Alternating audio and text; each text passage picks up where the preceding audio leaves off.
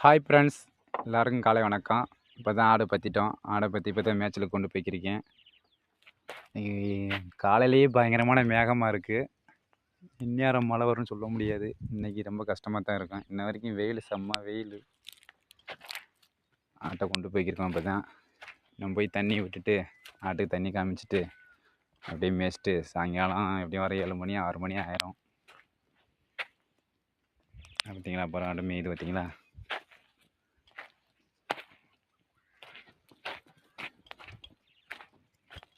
Okay friends, பிடிச்சிருந்தா like பண்ணுங்கள், subscribe பண்ணுங்கள், ப்ளீஸ் சப்போர்ட் பண்ணுங்கள்.